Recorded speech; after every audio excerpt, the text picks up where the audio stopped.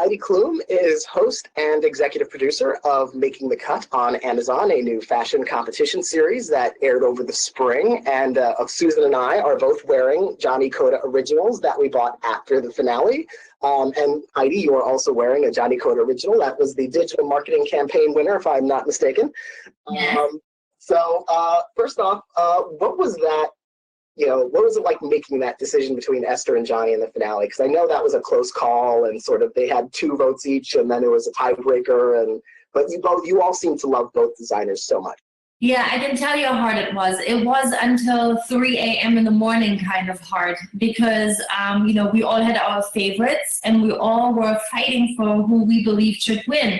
But it really was a super close call, and I think everyone would also have been happy with Esther winning. Naomi and I, we were going more for Esther, and the other judges were more for Johnny, even though I love Johnny too, and obviously Naomi loved Johnny too, because when you go on this journey together, and it is a journey because we travel to so many amazing places together, plus there's such an emotional investment with all of us because you get to know the people, you get to see their struggle, you see their background story and what they want to do in life and who they want to be, and that they just need the right support system and someone like Amazon or like Making the Cut for even putting them on the map. But they were all amazing and super talented, so it was hard because we fought for our favorite, and in the end Johnny won and we were all super excited for him. I mean, I will always be behind him to support him. Obviously I did today wearing this, but I would be going out and about, I would do the same thing, or hopefully there will be red carpets again in the future at some point. I will always want to represent and help them and help our designers, especially our young designers. Well, how important was it, the fact that they could, people watching the show could buy stuff after every episode? We talked to Tim, and he said you guys went to Netflix first, but then when you realized with Amazon there would be that opportunity to do that, that's something that wasn't part of the first Project Runway. So for me, having the closed soul, that was always the missing link. Doing Project Runway for so many years and loving this show, and it was the same thing. I went around, trying to sell that show many, many moons ago, and people were looking at me and they were like, "Why would we want to watch designers sew?" And it was, it was a very different animal. Like here, we're trying to find like an actual brand, someone who is not only the artist and who's super creative, but someone who can also have this business brain and make a real business out of this, and hopefully be loved from people around the world. And, that really is this goal here with Making the Cut. Here we are.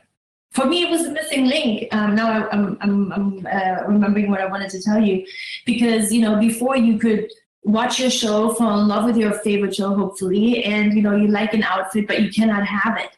And now with having this amazing partner like Amazon, it's now become a full circle. You have, at the end of the day, we want to find an amazing, talented designer who also has a brain, business brain. But we also want to entertain people. We want to show them the world. We want to show them what goes into making a garment, from the first idea to the journey of making it, the problems that occur, the prices, and then eventually it is in the box, and then you have it and you can wear it. So we want to show that whole journey. And finally, it's full circle because the viewer can buy it. And also for the designer, there's nothing more thrilling than actually your piece not being just a winning look, but also the win is that you actually see people walking down the street with something that you just made. I think that is like the most thrilling. I've designed things before, so if I saw someone in my jewelry piece or in my Birkenstocks or whatever it is that I did, like I was always the most excited when someone who doesn't know you and you just see them and you're like, oh my God, they're wearing my creation. It's the most exciting thing. And focusing on that business element of fashion, did that affect how you judged the runways compared to when you were on Project Runway? Yes, of course, absolutely, yes. Because we're thinking about 200 countries around the world, and people all look and dress different from around the world. We're going to 200 territories where people can watch the show, enjoy the show, and also order. So you think about all the different people and what they might like versus something else.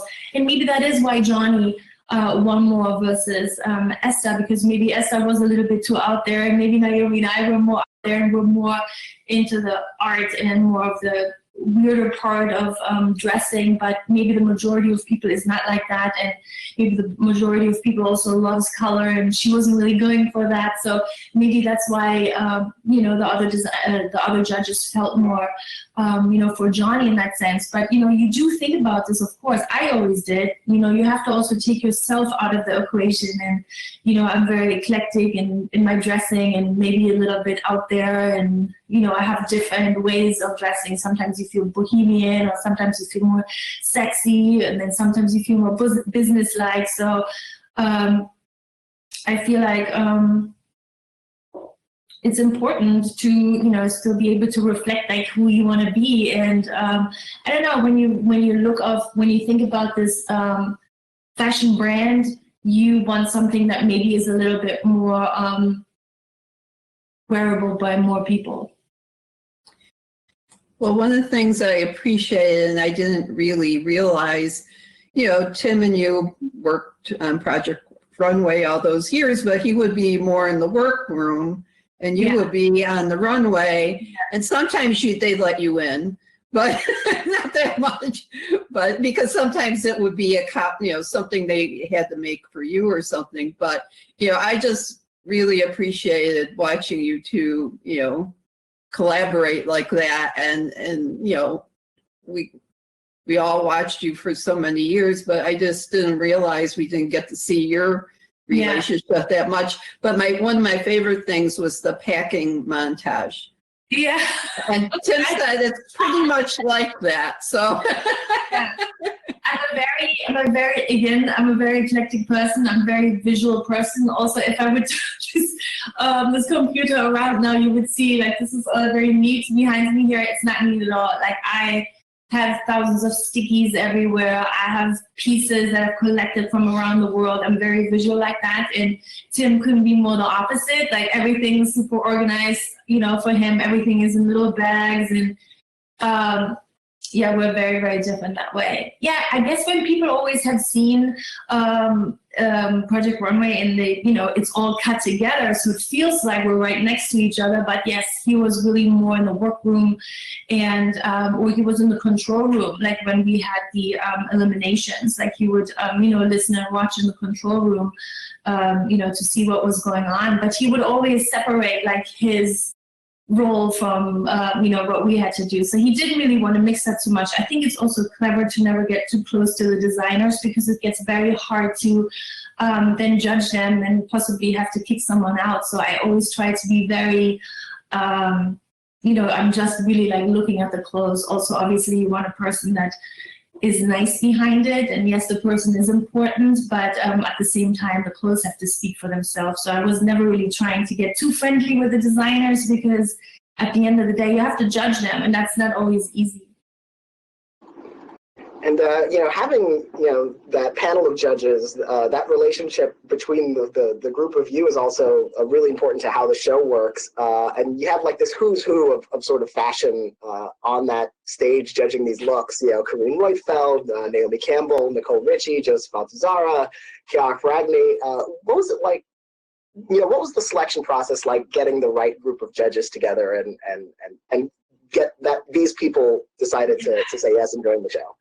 I mean, first of all, we, our immediate team sits together, the producers, and we think about who would we love, who's on our wish list, and we also want to be current and think about okay, so much is on social media right now, and we really would love to have the #1 fashion influencer in the world, and that is Kiara, and I've always been the biggest fan of Naomi. If you think of like #1 top model in the world, I think about Naomi Campbell.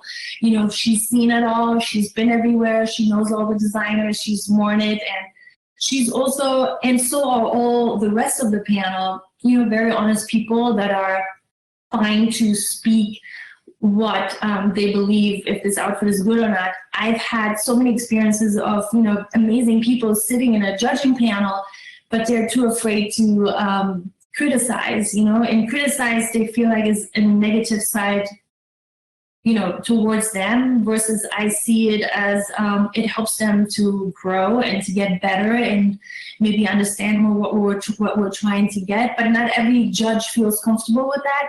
And, you know, these judges that we had, they feel very comfortable with speaking their mind. And I think that's important, that you're very strong, that you also know what you're talking about, and that you're honest and that you're not holding back, because it's not going to help anyone when, you know, the director says cut. And then they're like, this was horrible because. And then I'm like, why didn't you say this before? So I've had that experience many times over the years, and it's good to have honest people there that are not afraid to speak their truth, you know, speak their mind on what they've just seen. Now, did you catch any of the new Project Runway? I have not. And I don't know if it's a superstitious thing, or I also didn't watch America's Got Talent last year when I was there. I don't know. I get very emotional about things like that. You know, Project Runway is my first baby, and I kind of handed it off, and I felt like it's in really good hands. And then it has to have its own legs and continue walking. And I don't know, I think maybe if I had more time, and yes, people are all like now in the pandemic, you know, saying we have so much time, maybe I could binge watch on things. It hasn't kicked in yet for me yet, because I guess, you know, with 4 kids, I have not, I mean, I put my makeup on today. Normally I don't do that at all because I'm talking to you guys. But normally I'm just cooking and cleaning and, you know, mopping the house and doing everything around here. So I haven't really had the time yet in order to be bored. Or, you know, watch things that I normally don't get to. I also just had my Germany's Next Top Model finale last week, which, you know, I had to prepare for every day, and it was a 3-hour live show, and I had to host, so I haven't really fully stopped. But no, so I haven't watched it, but also because I feel like funny about it, and I don't know, I always have gone my own path. I don't want to see what other people are doing too much. I feel like it changes how you would normally do things, maybe, because then you look too much what other people are doing. I feel like I always go with my own brain, my own idea, my own heartstrings on what I want to do, and, you know, have this team around us. So we're doing our own thing. So I don't really look too much about Well, there's one leftover from you on the show, because they still say in fashion one day you're in and the next day you're out. So there's a little bit of you there. Yeah.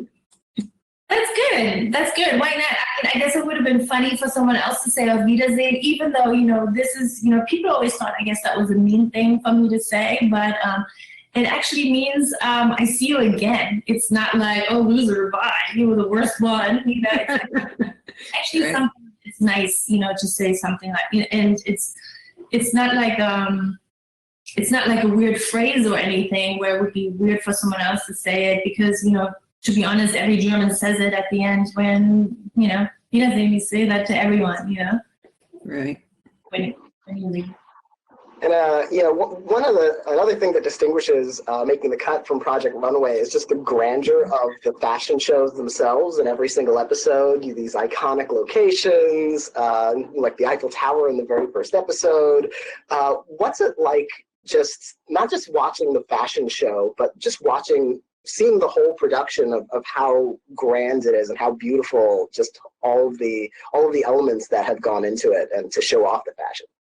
Well, I mean, when you have first your ideas, then there's the drawing board, and there's all these emails going back and forth, and then there's, you know, the meetings, and you tell, you know, Amazon and everyone around us, like, what all of our ideas are and the dreams, and, you know, you show all the photos, you know, of where we want to shoot things, and just to, you know, get people excited, and possibly we could do it there. Then you all of a sudden fast forward, you're there, you're in Paris, you're in front of the Eiffel Tower, and then it already feels amazing, and you can barely hold your tears back because you're pinching yourself and you can't believe that you're right there, and it's a beautiful night and it's not raining and it's all working out. But then you actually cut it together and then fast forward again, and it's on Amazon Prime. People can see it, and honestly, it looks to me like a movie. It's like so cinematic. It is shot so beautifully, and that is something that you can't really see when you're filming, that you're just hoping for that it will end up looking the way you always dreamt of, and then it does, and you're like, oh my God, this looks amazing. Traveling to all these places that we travel to, and hopefully we get to do that again in the future. The same way how everyone else is thinking about and restructuring and thinking and more thinking of how, we're going to make television going forward, and traveling, and especially we were a traveling show. So everyone is trying to figure it out right now, and we're all creative people, and I feel like we will figure out how we're going to do it a second time around. But it was amazing that we actually could air this in this time, and show so many people, the places that we did visit to. I think it made a lot of people maybe feel good that they could see and travel, while they were watching this. And it felt good to be able to put something on that could have people drift off and not think about this pandemic for a minute. Well, can we ask you a question about America's Got Talent? Of course, yes. Yeah. I just saw you kiss a pig. That was unusual. I have to tell you, don't ask me why. Like when you sit there, these things overcome you, and you just don't know. My feet just want to get up. I just want to go and get on that stage and kiss this pig. I don't know what got into me. But I've done this before. It was a smaller pig. It was still a big pig. But then there's this gigantic pig on the stage. I have never seen a pig this size before. And I don't know, boom, I have to go and kiss this pig. I don't know, my feet are I'm already on the way over to the stage because, I don't know, I just had to. Because someone told me at some point you have to kiss a pig and it's good luck. But then my husband is like, no, it's a frog, babe. It's not a pig. And I don't know. But it was fun. That pig is the biggest pig I've ever seen. But we wonder, I think you filmed 2 weeks now, and then you had stopped. Yeah, it was maybe for like 5 days I filmed. 5 days. I was very happy and lucky that I got to actually push my golden buzzer, that I didn't wait. Because you have only this opportunity once to push someone forward so that they don't have to, do the next middle round, so that they get pushed immediately to the live shows. So I was happy I got to do that for someone, for a very, very, very special person. Someone who really needs this more than anything.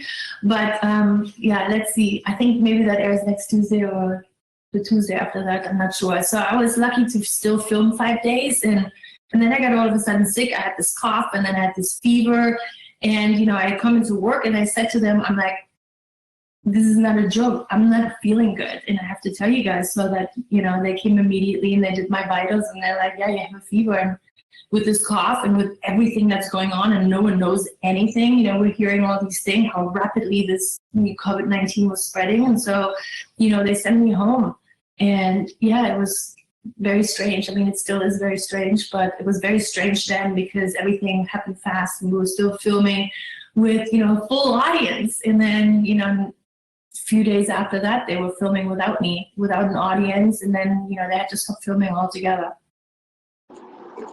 Are you privy to any of the talks about how things are going to go forward in terms of the live shows, or we've seen other shows? They're still trying to figure that out as well. Also in every country it's very different. Like for example, last week we were filming our Germany's Next Top Model finale live. Not with me being there live, but in Germany our production was like, we had tons of people there. We have certain rules, and these rules, they just followed all the rules, and so they were able to continue filming. They wanted me to come to Germany and fly all this way, but in these times, I really did not want to leave my 4 children behind, and also traveling is not the safest thing to do right now, flying from LA to Germany. So I was trying with my team to be creative. And you know, when you have a good team and everyone brainstorms, you can come up with things and it can still be great. And I don't know, we did a satellite live streaming for the rehearsal. We had to do the rehearsal at 5:30 in the morning. I had to get up so early and drive to the studio. It was amazing. There was no one there. There was just the camera. The cameraman was in a different room, and it was all done perfectly. I did my own hair and makeup and did everything. And it was a lot of fun, and we were able to film the finale, and we were able to film it live. All my contestants in Germany and all the guests that we invited, they all had a certain distance that they had to be. If they were close, they put plexiglass in between. All the models were walking like very, far apart. And so we were able to do it. So I'm sure here at one point we will be able to figure out how we can continue filming here as well. And America's Got Talent too. Every day something is changing. Every day we're finding out new things about this and what we can do, and so that life can go forward. And so our entertainment industry too, because I'm sure everyone has watched everything by now, and we're entertainers. We want to put something, on the air or on streaming for people, to go adrift to. Well, thank you so much for talking to us today, and congratulations on making the cut, and fingers crossed on another season of Making the Cut, and also the rest of the season of America's Got Talent. And wish you the best of luck and the best of health, as I wish everyone these days. Same to you. Thank you so much. Thank you.